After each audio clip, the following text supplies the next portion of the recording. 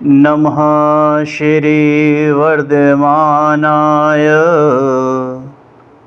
निर्धूतकलिलात्मने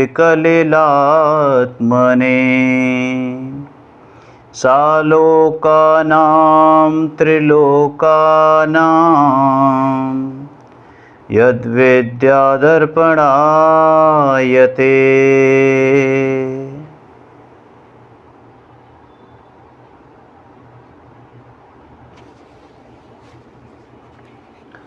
आज से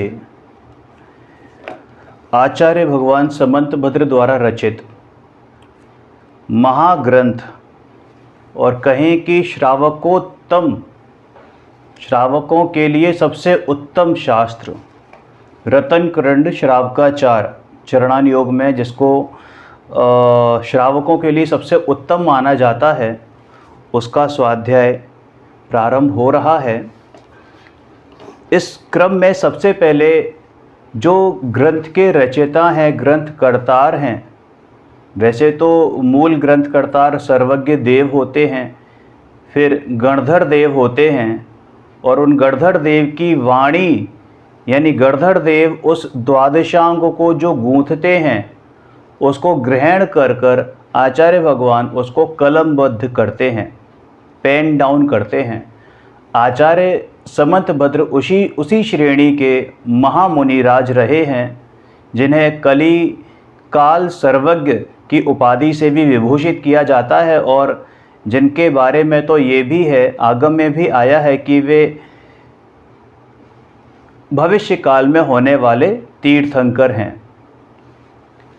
थोड़ा सा उनके बारे में जानते हैं, उनका परिचय क्या है। हालांकि जैन आचार्यों की ये खूबी रही है कि उनके कार्य को देखकर उनके परिवार, उनके बैकग्राउंड के बारे में पता नहीं चलता, क्योंकि कहीं भी किसी भी आचार्य ने, मूल आचार्य ने अपने बारे में यानी अपने फैमिली बैकग्राउंड के बारे में, अपने गृहस्थ जीवन के बारे में कुछ भी कहीं उल्लेख नहीं किया है। वो तो उनके समवर्ती आचार्य हो गए या उनके बाद होने वाले आचार्य हो गए, मुनिराज हो गए, विद्वान हो गए, तो उनके द्वारा हमें ये पता चलता है कि हाँ, उन मुनिराज का जीवन ऐसा था, उन मुनिराज ने मुनि दशा धारण करने से पहले ये गृहस्थ अवस्था थी।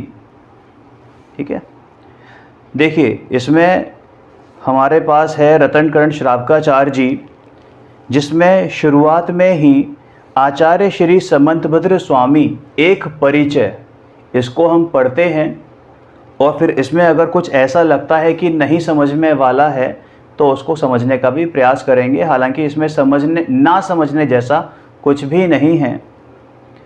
रत्नकरंड श्रावकाचार ग्रंथ के कर्ता आचार्य भगवान श्री समंतभद्र स्वामी हैं। प्रतिभाशाली आचार्यों, समर्थ विद्वानों एवं पूज्य महात्माओं में आपका स्थान बहुत ऊंचा है। आप समंतात भद्र थे, माने समंतात का मतलब क्या होता है कि समस्त यानी जितनी भी दिशाएं थी, समस्त दिशाओं में भद्र थे, सज्जन थे, यानी बाहर से भीतर से सब ओर से भद्र रूप थे। भद्र का मतलब सज्जन थे। आप बहुत बड़े योगी रहे हैं, त्यागी थे, तपस्वी एवं तत्वज्ञानी थे। आप जैन धर्म व सिद्धांतों के मर्मज्ञ होने के साथ ही साथ तर्क, व्याकरण, छंद, अलंकार और काव्य कोश आदि ग्रंथों में पूरी तरह निष्णात थे। निष्णात का मतलब होता है निपुण थे, प्रवीण थे। आपको स्वामी पद से खास तौर पर विभूषित किया गया है। आप वास्तव में विद्वानों, योगी, त्यागी, तपस्वियों के स्वामी थे, माने सर्वोच्च स्थान उनको प्राप्त है। जैसे आचार्य कुंद को प्राप्त है ना, मंगलम भगवान वीरो मंगलम गौतमो घड़ी मंगलम कुंदार्यो जैन धर्मोस्तु मंगलम, तो वैसा ही स्थान आचार्य समंतभद्र का है, मतलब उससे कमतर नहीं है। ठीक है, और उसी के लगभग आसपास के काल रहा है आचार्य भगवान समंतभद्र का। देखो, अब इसमें ये बात आती है कि जीवन काल के बारे में अगर हम बात करें तो आपने किस समय इस धरा को सुशोभित किया, इसका कोई स्पष्ट उल्लेख नहीं मिलता है। कोई विद्वान आपको ईसा की 3री शताब्दी के बाद का बताता है, तो कोई ईसा की 7वीं 8वीं शताब्दी का बताते हैं। इस संबंध में सुप्रसिद्ध इतिहासज्ञ स्वर्गीय पंडित जुगल किशोर जी मुख्तार, जिन्होंने मेरी भावना लिखी है, जुगल किशोर जी मुख्तार, जिसने राग द्वेष काम आदिक जीते, ये वाली, तो उन्होंने अपने विस्तृत लेखों में, बहुत बड़े विद्वान रहे हैं ये भी, इन्होंने अपने विस्तृत लेखों में अपने अनेकों प्रमाण देकर यह स्पष्ट किया है कि आचार्य भगवान समंतभद्र तत्वार्थ सूत्र के कर्ता आचार्य भगवान उमा स्वामी के पश्चात पूज्यपाद स्वामी के पूर्व हुए हैं। मतलब उमा स्वामी आचार्य के बाद और पूज्यपाद स्वामी से पहले। अतः आप असंदिग्ध रूप से, पूज्यपाद स्वामी समझ में आया कौन? सर्वार्थ सिद्धि के रचयिता। सर्वार्थ सिद्धि तत्वार्थ सूत्र की सर्वश्रेष्ठ टीका गिनी जाती है, तो उसके रचयिता रहे हैं, उसके टीकाकार रहे हैं पूज्यपाद स्वामी। और तत्वार्थ सूत्र की रचयिता तो खैर आपको पता है, अभी बताया, आचार्य भगवान उमा स्वामी। तो इन दोनों के बीच का ये काल रहा है, ऐसा उन्होंने जुगल किशोर जी मुख्तार ने मेंशन किया है। अतः आप असंदिग्ध रूप से विक्रम की 2री-3री शताब्दी के महान विद्वान थे। मतलब मोर और लेस आप कह सकते हैं आचार्य कुंद के ठीक बाद का समय उनका काल था। अभी आपके संबंध में यही विचार सर्वमान्य माना जा रहा है। जन्म स्थान कहाँ पर है? तो कहते हैं कि उनके पिता का जो कुल था, पिता कुल और गुरुकुल, संसार की मोहमता से दूर रहने वाले अधिकांश जैनाचार्यों के माता पिता व जन्म स्थान आदि का कुछ भी प्रामाणिक इतिहास उपलब्ध नहीं है।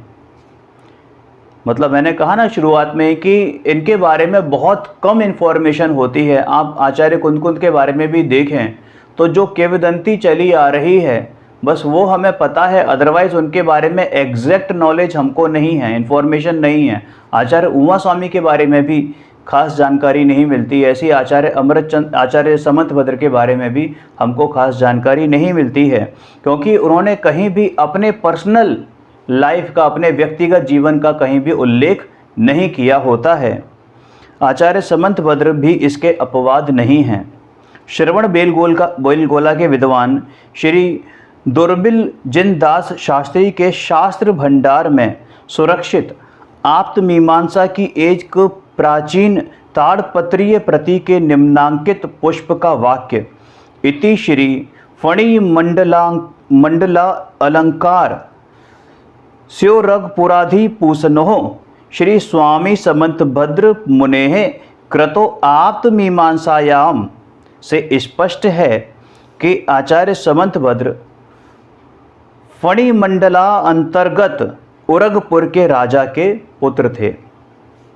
इसके आधार पर उरगपुर आपकी जन्मभूमि अथवा बाल क्रीड़ा भूमि मालूम होती है। देखो, फणी मंडला अलंकार है ना, श्री उरगपुर है ना, उरगपुद आदि पसुनो, तो क्या मतलब है कि उनके पुत्र माने गए हैं, है ना, जो उरगपुर के राजा थे उनके पुत्र माने गए हैं। तो इसके आधार पर उरगपुर उनकी क्या हो गई? जन्मभूमि हो गई। यह उरगपुर वास्तव में उरेवपुर जान पड़ता है वर्तमान का। उरगपुर चोल राजाओं की प्राचीन राजधानी रही है। जो चोला आपने सुना होगा, चोला किंगडम, बच्चों ने अपनी हिस्ट्री में पढ़ा है काफ़ी, चोला साम्राज्य है ना, तो उनके प्राचीन राजधानी रही है। तो मतलब कह सकते हैं कि वो चोला साम्राज्य से ही बिलोंग करते थे आचार्य समंतभद्र अपनी गृहस्थ अवस्था में। पुरानी तिरुचिरापल्ली भी इसी को, तिरुचिरापल्ली जिसका नाम है ना तिरचूर, तो तिरुचिरापल्ली पुराना नाम था इसका, तो वो भी इसी को कहते हैं। आपके माता पिता के नाम के बारे में कोई पता नहीं चलता है। आपका प्रारंभिक नाम शांति वर्मा था। क्लियर हो गई बात। दीक्षा के पहले आपकी शिक्षा या तो उरैयूर में ही हुई अथवा कांची या मदुरा में मथुरा नहीं, मदुरा है ना, वहीं आसपास के ज़िले हैं, जान पड़ती है, क्योंकि ये तीनों ही स्थान उस समय दक्षिण भारत में विद्या के मुख्य केंद्र हुआ करते थे। इन सब स्थानों में उस समय जैनियों के अच्छे अच्छे मठ भी मौजूद थे। आपकी दीक्षा का स्थान कांची या उसके आसपास कोई गांव होना चाहिए। आप कांची के दिगंबर साधु थे, तो ये बात आती है कांच्याम नागनाटक कोहम, है ना, इसमें आती है ये बात। पितृकुल की तरह समंतभद्र स्वामी के गुरुकुल का भी कोई स्पष्ट उल्लेख नहीं मिलता है, माने उन्होंने कहाँ से शिक्षा ग्रहण करी। आपके दीक्षा गुरु का नाम क्या है ये भी नहीं पता चलता है। आप मूल संघ के प्रधान आचार्य थे, इसमें तो कोई दो राय नहीं है। श्रवण बेलगोल के कुछ शिलालेखों से इतना अवश्य पता चलता है कि आप श्री भद्रबाहु स्वामी यानी श्रुत केवली जो थे, उनके शिष्य चंद्रगुप्त मुनि के वंशज पद्मनंदी, अपर नाम कोंडकुंड मुनिराज, उनके वंशज उमा स्वाति की वंश परंपरा में हुए थे। देखो वही बात आ गई। आचार्य मतलब श्रुत केवली भद्रबाहु के शिष्य, है ना, श्रुत केवली भद्रबाहु भगवान के शिष्य कौन थे? चंद्रगुप्त मुनि, और उनके ही वंशज यानी उन्हीं की परंपरा में पद्मनंदी यानी कि कौन हुए? आचार्य कुंड लिखा है ना, कुंद आचार्य, तो उन्हीं की परंपरा में उमा स्वामी आचार्य की परंपरा में आचार्य उमा स्वामी की परंपरा में आचार्य समंतभद्र हुए हैं।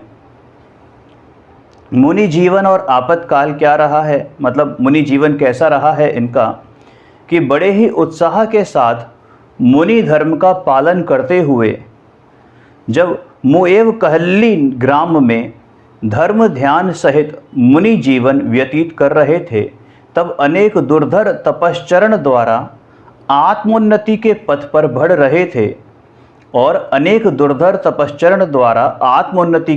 बढ़ रहे थे उस समय असाता वेदनीय के प्रबल उदय से आपको भस्मक व्याधि हुई। भस्मक नामक महारोग हो गया था। ये वही घटना है जिस घटना से स्वयंभू स्तोत्र की रचना जुड़ी हुई है ना। तो भस्मक नामक रोग उनको हो गया था। मुनिचर्या में इस रोग का शमन होना असंभव जानकर वे अपने गुरु के पास पहुँचे और उनसे रोग का हाल कहा तथा संलेखना धारण करने की आज्ञा चाहिए। संलेखना माने समाधि धारण करने की आज्ञा चाहिए। गुरु महाराज ने सब परिस्थिति जानकर उनसे कहा कि संलेखना का समय अभी नहीं आया है, अतः आप द्वारा वीर शासन कार्य के उद्धार की आशा है। मतलब आपको अभी बहुत सारी प्रभावना करनी है, आराधना और प्रभावना करनी है। अतः जहाँ पर जिस भेष में रहकर रोग शमन के योग्य तृप्ति भोजन प्राप्त हो, वहाँ जाकर उसी वेश को धारण कर लो। रोग उपशांत होने पर, मतलब रोग दबने पर या रोग खत्म होने पर फिर से जैन दीक्षा धारण करके सब कार्यों को संभाल लेना। गुरु की आज्ञा लेकर आपने दिगंबर वेश का त्याग किया। देखिए, वेश का त्याग किया है, दृष्टि का यानी श्रद्धा का त्याग नहीं किया। कोई ये कहे कि साहब वो तो अभक्ष्य खाने लगे थे, रात में खाने लगे थे, नहीं, वे उस समय छठे सातवें गुड़स्थान में मुनि अवस्था में थे, तो वेश त्याग करके वो चौथे गुड़स्थान में अवश्य आ गए थे, क्योंकि आ गए होंगे क्या, अवश्य आ गए थे, लेकिन उससे नीचे नहीं गिरे, क्योंकि उन्हें मालूम है कि दृष्टि यानी सम्यक दृष्टि जो है वो अभक्ष्य, अन्याय और अनीति इनसे दूर रहता है, इनका सर्वथा त्यागी होता है। तो वे वहाँ से निकलकर कांची पहुँचे और वहाँ के राजा के पास जाकर, कांची यहाँ पर ना काशी की बात है, उत्तर भारत में आए थे, है ना, तो वहाँ पर काशी पहुँचे और राजा के पास जाकर शिव भोग की विशाल अन्न राशि को शिव पिंडी को खिला सकने की बात कही। उन्होंने ये कहा कि मैं, आप जो शिव भोग लगाते हैं वो बहुत थोड़ा थोड़ा लग पाता है, आप में इतनी सामर्थ्य नहीं है। उन्होंने खुला चैलेंज किया था कि आप में इतनी सामर्थ्य नहीं है कि आप ये सारा का सारा भोग इस शिव पिंडी को खिला पाएं।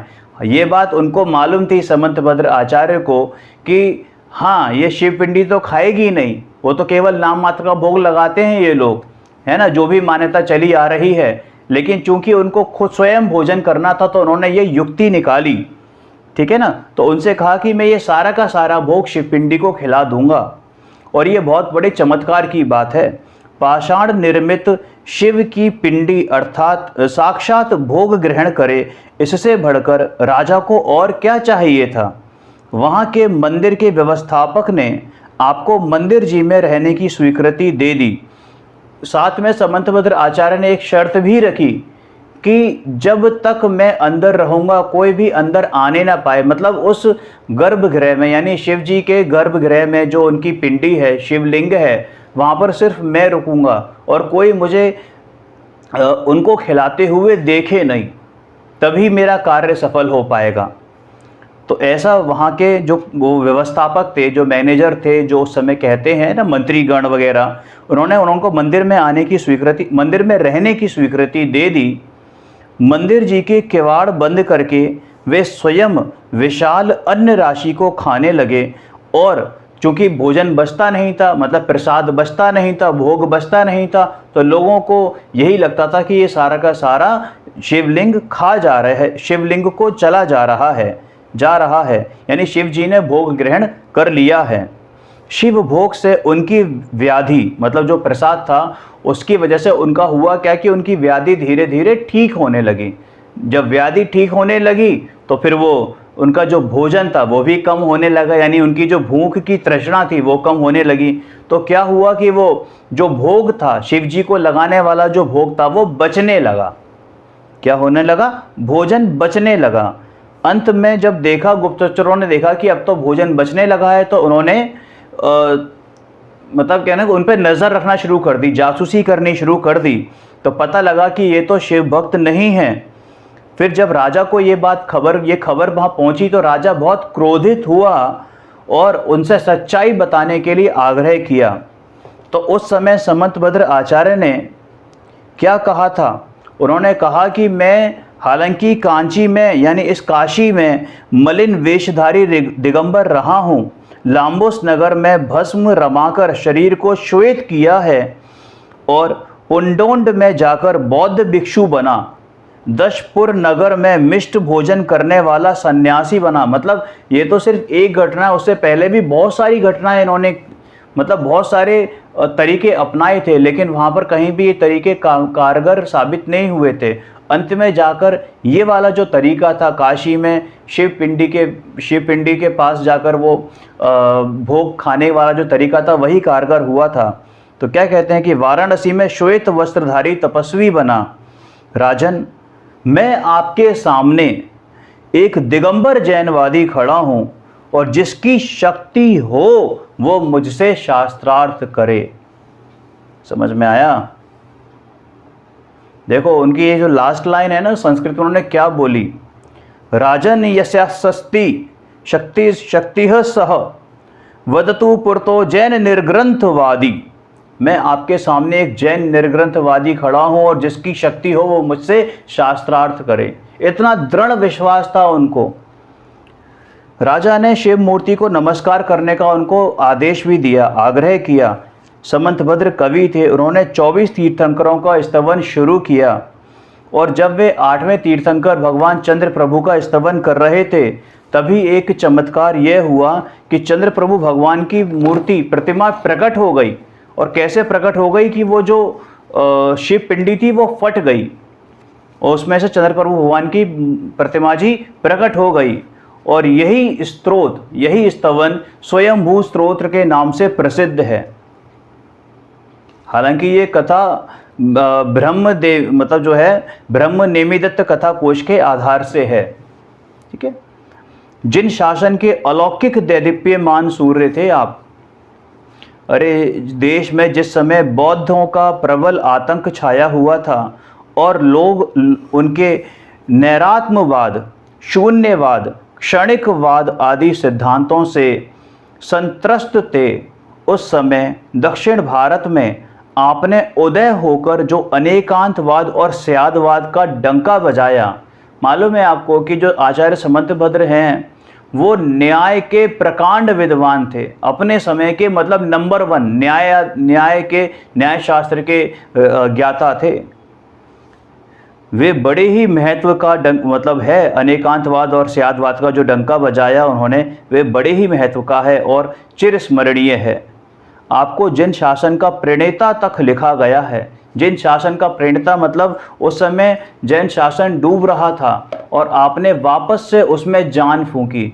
कैसे जान फूंकी? न्याय के आधार पर, तर्कों के आधार पर, अनुमान के आधार पर, आगम के आधार पर आपने वाद विवाद करके, विवाद से मतलब लड़ाई झगड़ा करके नहीं, बल्कि जैसे कहते हैं डिबेट, एक हेल्दी डिबेट, वो आपने वहां पर रखी और आपने विजय हासिल की।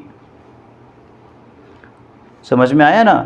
वे क्या कहते हैं, मैं हिंदी अनुवाद पढ़ता हूं कि मैं आचार्य हूं, मैं कवि हूं, शास्त्रार्थियों में श्रेष्ठ हूं। अब यहां पर कोई ये समझे कि ये इनमें अहम या दंभ की भावना है कि नहीं, जो सच है उन्होंने वो लिखा है, जो सच है उन्होंने वही लिखा है। और साथ में एक चीज और बता दें आपको, अगर आप दबते हैं ना तो सामने वाला आप पर हावी होना चाहता है। और ये बात मैं नेगेटिवली नहीं बोल रहा हूं, अगर आपको विश्वास है कि आप सही हो तो आप क्यों दबोगे? यहाँ बात लड़ाई करने की नहीं है और यहाँ बात किसी से उलझने की भी नहीं है, लेकिन आपको बात करनी है, आप न्याय के आधार पर बात करो और उस बात का वो न्याय का शस्त्र लेकर, यानी शास्त्र रूपी शस्त्र लेकर वो उनसे विवाद करने को तैयार थे। इसलिए तो वो अपनी कॉन्फिडेंटली वो कह पाते थे कि मैं आचार्य हूं, मैं कवि हूं, मैं शास्त्र अर्थियों में श्रेष्ठ हूं, पंडित हूं, ज्योतिष हूं, वैद्य हूं, कवि हूं, मांत्रिक हूं, तांत्रिक हूं, हे राजन इस संपूर्ण पृथ्वी में आज्ञा सिद्ध हूं। माने मैं ज्ञाता हूं, अधिक क्या कहूं, सिद्ध सारस्वत हूं। सिद्ध सारस्वत का मतलब समझते हैं कि मतलब सिद्ध समान हूं। उन्हें मालूम था भाई वो गलत नहीं है। शुभ चंद्राचार्य ने आपको भारत भूषण की उपाधि से विभूषित किया। आप बहुत ही उत्तम गुणों के स्वामी थे, फिर भी कवित्व, गमकत्व, वादित्व और वाग्मित्व नामक 4 गुण आप में असाधारण कोटि के थे, है ना। जैसे कि आज से 1100 साल पहले विद्वान भगवत जिन सेनाचार्य ने निम्न वाक्य से आदि पुराण में स्मरण किया है। देखो आचार्य जिनसेन हुए ना, वो भी बहुत बड़े आचार्य हुए हैं। उन्होंने क्या कहा है आचार्य समंतभद्र के बारे में कि यशोधर चरित्र के कर्ता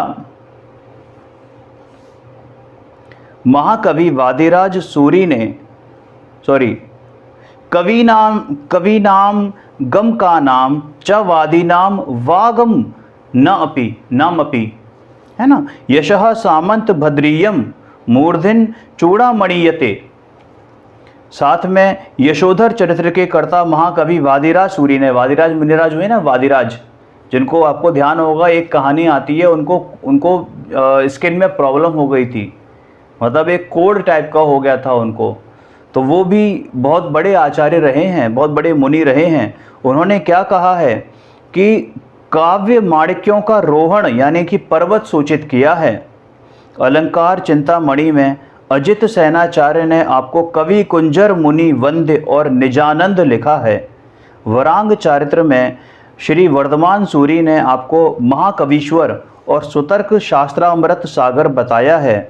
ब्रह्म अजीत ने हनुमत चरित्र में आपको भव्य रूप कुमुदों को प्रफुल्लित करने वाला चंद्रमा लिखा है। आप सोचो कितनी बड़ी बड़ी विभूतियों से उनको सुशोभित किया गया है। और ये दंभ करने वाली बात नहीं है, ये वास्तव में सच्चाई थी। समझ में आया? वे दुर्वादियों की वाद रूपी खाज को मिटाने के लिए अद्वितीय महाऔषधि थे। देखो क्या बात कही है, दुर्वादियों की वाद रूपी, यानी कि वो जो वाद रूपी का मतलब क्या होता है कि वो जो डिबेट करते हैं ना, कुतर्क करते हैं, कुतर्क, ठीक है ना, उनके कुतर्कों को दबाने के लिए, उन कुतर्क रूपी खाज को दबाने के लिए, खाज को मिटाने के लिए एक तरीके से बाम का काम करते थे। इसके अलावा भी श्रवण बेलगोल के शिलालेखों में आपको वादी भव, जरांकुश, सुक्ति जाल, स्फुरटरत्न प्रदीप, वादी सिंह अनेकांत, जय पताका आदि अनेकों विशेषणों से स्मरण किया जाता है। और वादी सिंह तो बहुत कॉमन है इनके लिए। वादी सिंह मतलब ऐसा शेर जो वाद विवाद से ही सामने वाले को पराजित कर दे। इन्होंने एक भी वाद विवाद हारा नहीं है। आपका वाद क्षेत्र संकुचित नहीं था। आपने उसी देश में अपने वाद की विजय दुदुम्बी नहीं बजाई जिसमें वे उत्पन्न हुए, बल्कि सारे भारतवर्ष को अपने वाद का लीला स्थल बनाया था। करहाटक नगर में पहुंचने पर वहां के राजा के द्वारा पूछे जाने पर आपने अपना पिछला परिचय इस प्रकार दिया है। देखो हिंदी अनुवाद में क्या कहते हैं कि हे राजन, सबसे पहले मैंने पाटलिपुत्र नगर में शास्त्रार्थ के लिए भेरी बजवाई, फिर मालव, सिंधु, ढक्क, कांची आदि स्थानों पर जाकर भेरी ताड़ित की। अब बड़े बड़े दिग्गज विद्वानों से परिपूर्ण इस करहाटक नगर में आया हूँ। मैं तो शास्त्रार्थ की इच्छा रखता हुआ सिंह के समान घूमता फिरता हूँ। कोई हो जो मुझसे शास्त्रार्थ करे।